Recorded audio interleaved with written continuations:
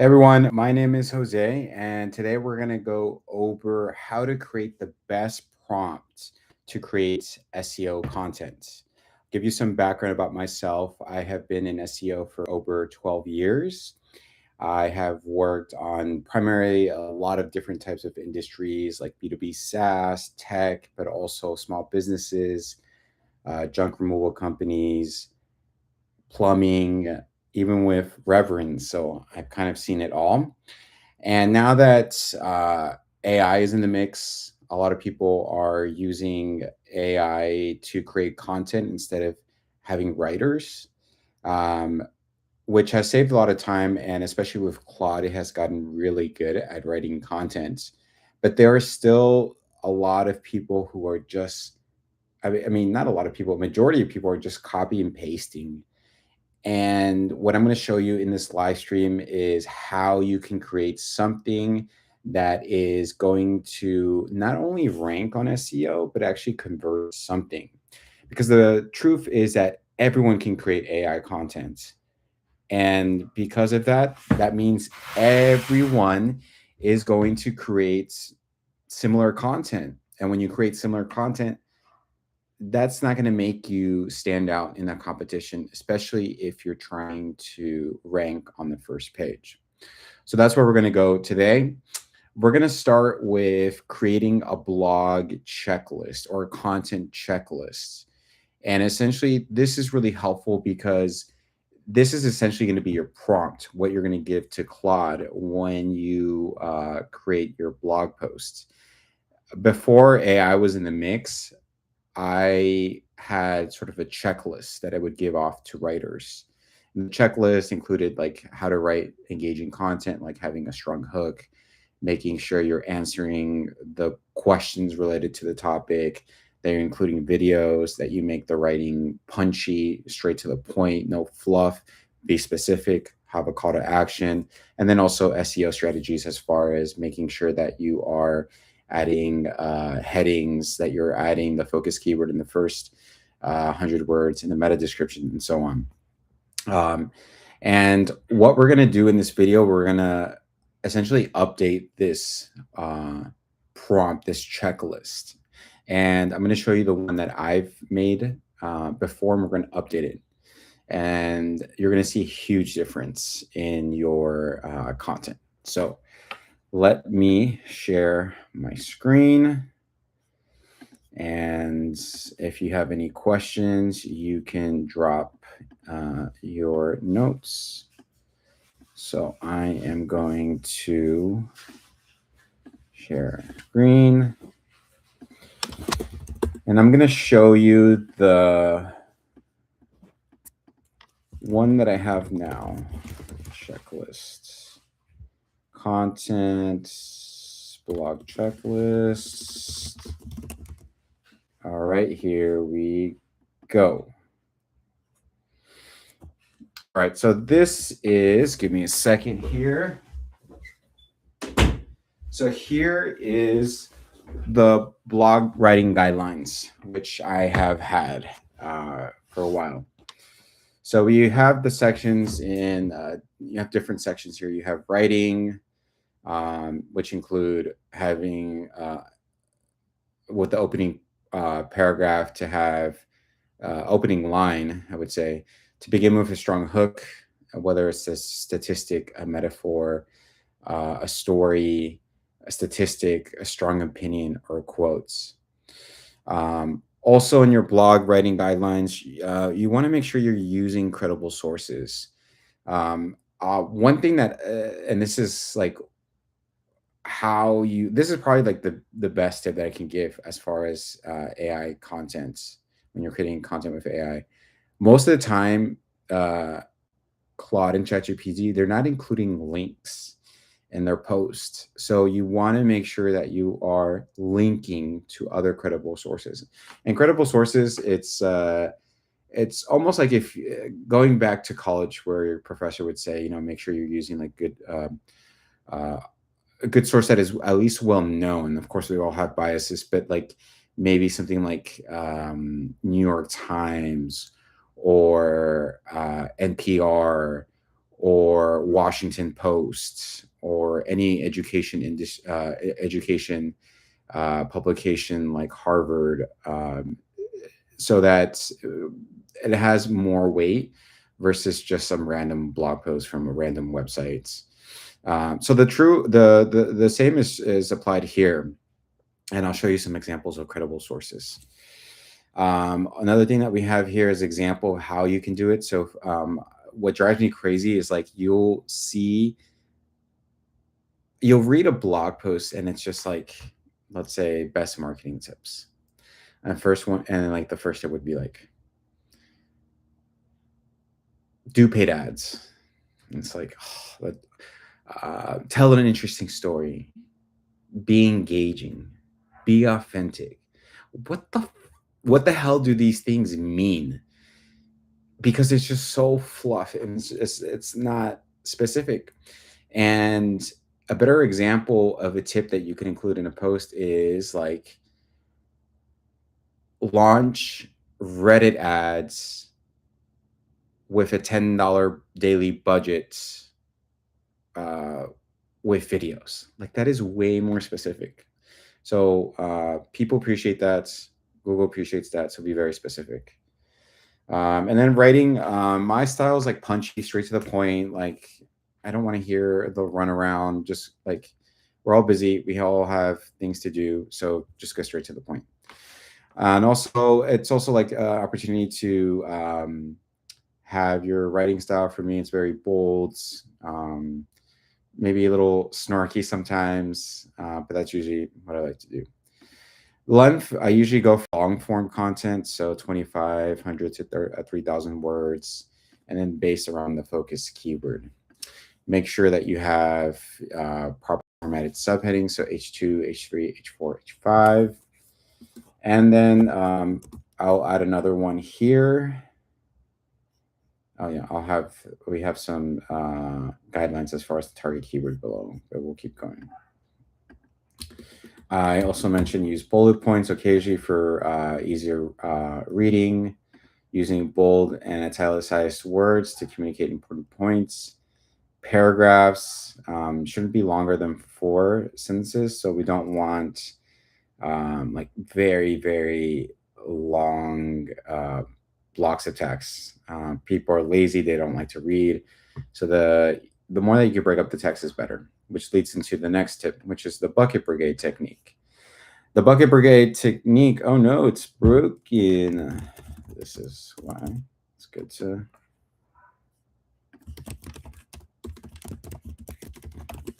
So let's update this.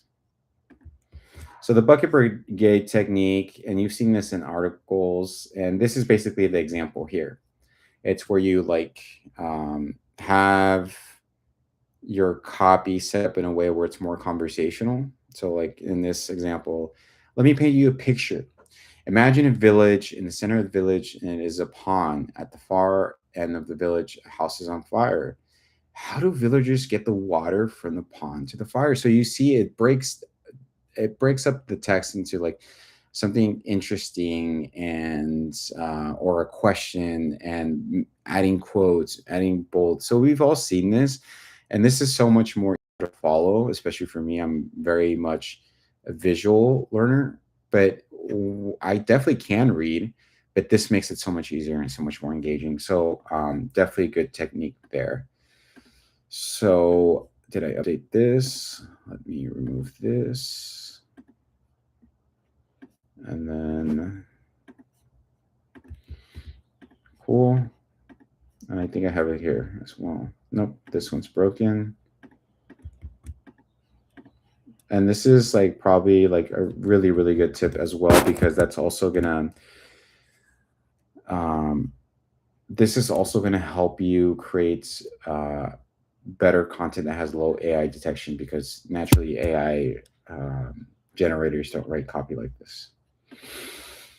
In your media, you should use 2 to 4 data visuals, charts, graphs, screenshots. So here I'm going to add like infographics. Actually, let's see. And then for the infographic, we can create, we can use an existing one, but we must disclose the source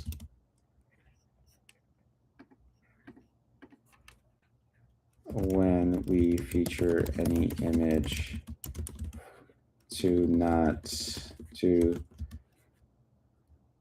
protect ourselves from copyright infringement.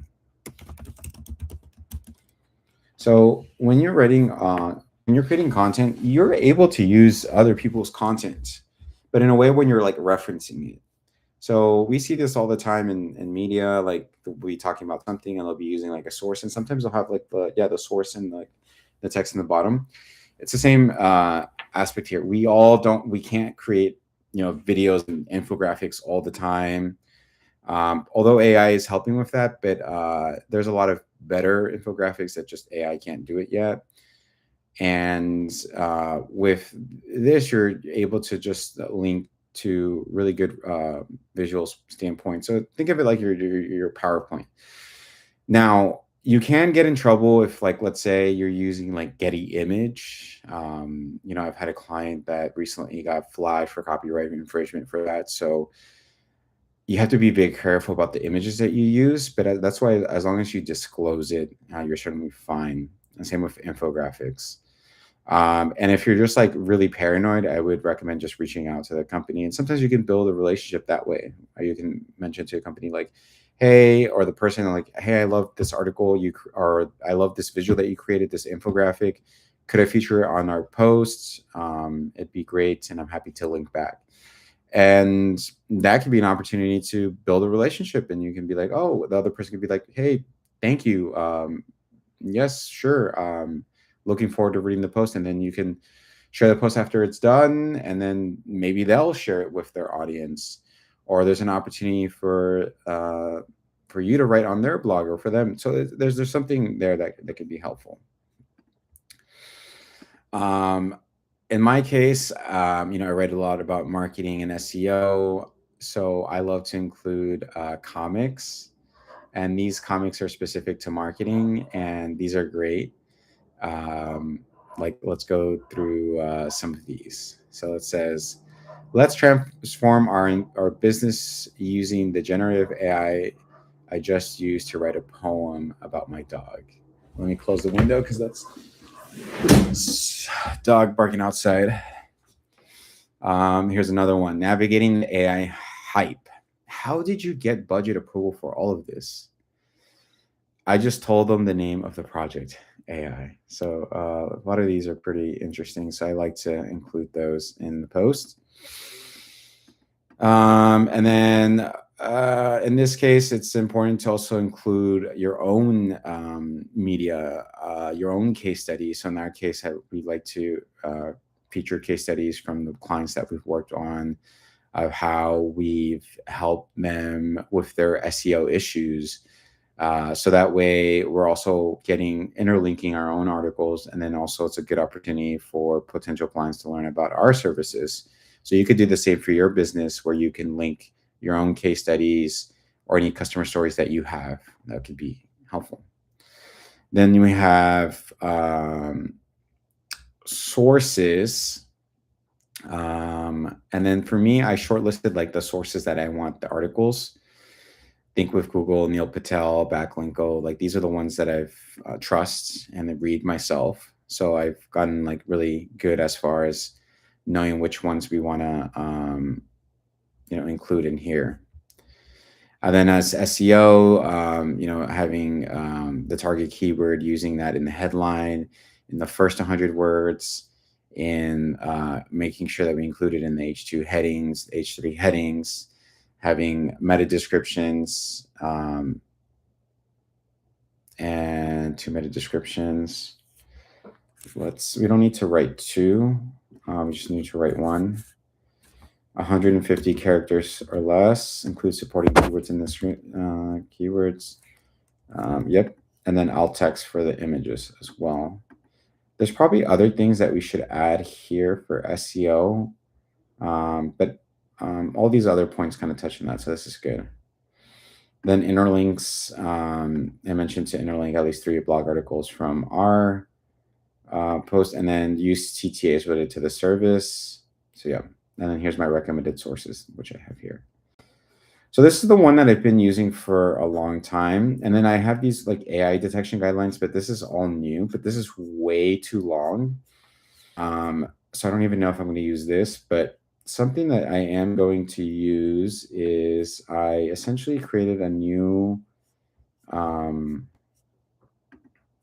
created an updated guidelines, and this is to help with the AI detection because look, with AI, you're never going to get to a 0, but if you have a lower AI detection, that's certainly going to help you rank, because Google kind of gives conflicting advice about whether you can use AI content. They say it's okay as long as it's helpful, but at the end of the day, it's like everyone's doing it. So I still think that they're going to favor people who write their own content. Um, that's why I think it's important to do that. And that's why I'm making the shift, because I'm guilty of writing a lot of AI content. And that's why now everyone's doing it. It's like, actually, no, that's going to hurt me. And I've seen it like hurt me. And I've seen some blog posts where it's like high AI detection.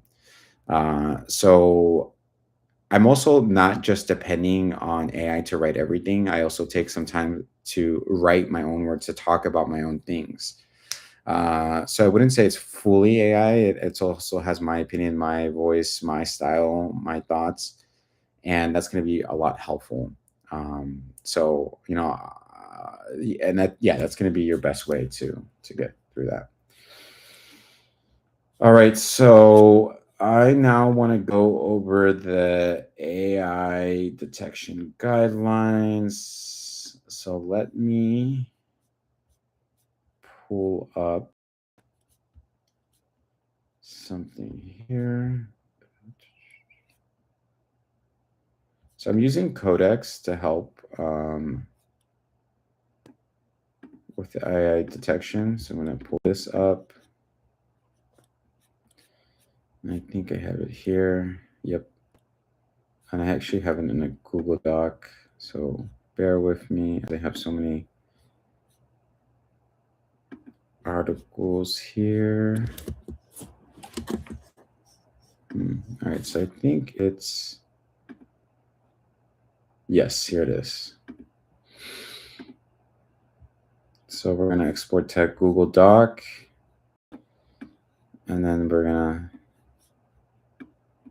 share screen.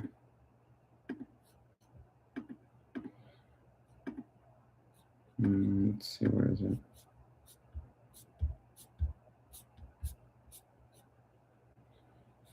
This one.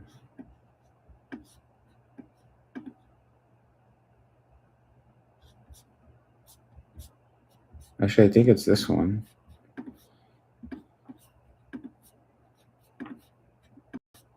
Let's review this.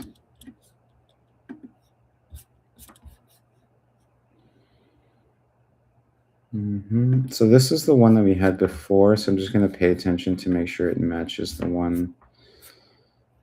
new one, because I feel like this one, yep.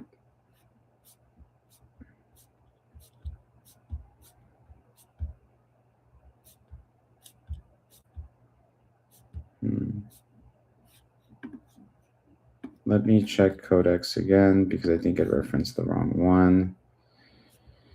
Let me check my Claude. So we're going to go to my Claude, and then we're going to go to search. Let's see if it finds it. No, Patel. Let's see, maybe it's this one.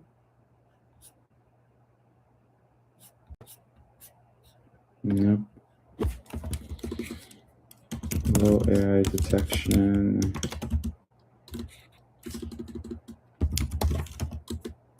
Neil Patel.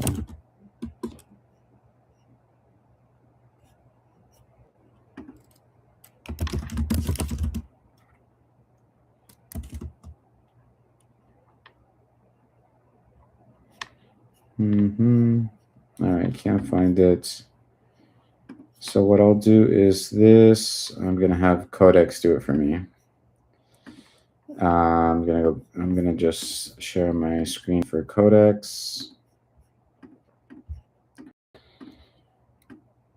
Hey Codex, you didn't find the right documents. You did find documents that I do need, but I need specifically to look in Claude to find the updated guidelines after we showed the example of a Neil Patel blog post. So I need you to go into Claude and to find that specific example of the updated guidelines after we shared the Neil Patel example. So look through Claude for that conversation, because the one that you're having now is the one that I created, and it was before we showed the example of Neil Patel who has low AI detection. So I just did that. And the reason why I like Neil Patel's example is because I use several AI detectors, and that one has the best, maybe not the best, but like it's detected as AI human across the board through all the AI detector tools that I've used. So that's really helpful, and I want to make sure we have that. So now let me go here. That's the thing about Codex is like, some reason I cannot see recent, so it drives me crazy. I do find myself spending a lot of time, and so let's see if anyone knows how to view Codex chats by most recent, that would be really helpful, because in this case I'm already lost. So let's see, guide composer.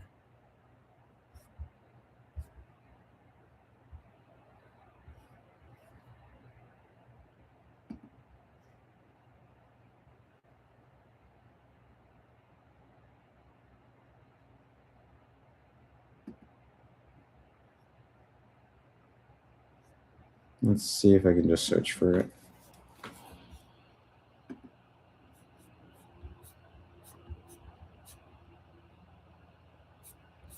No, this is not it.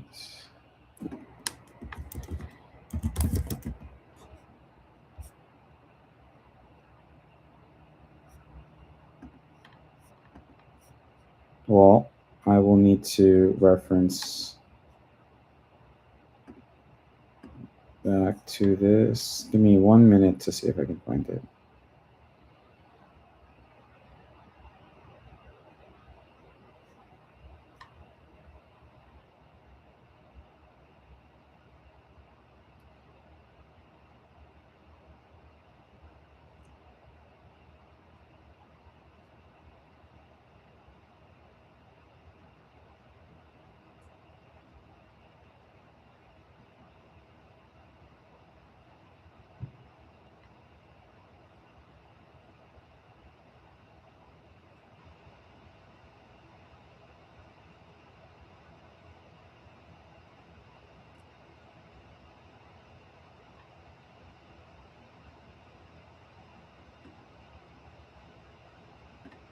Here we go.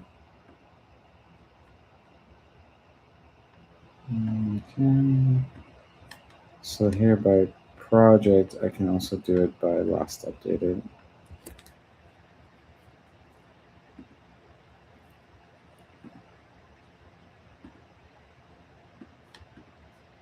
All right. Well, I think I'm going to have to end it short because I can't find it. But essentially, this is a good starting point. I would say this is a part one as far as the checklist that I provided. If you're interested, you can drop your comment in the video if you want to get access to the checklist that I provided.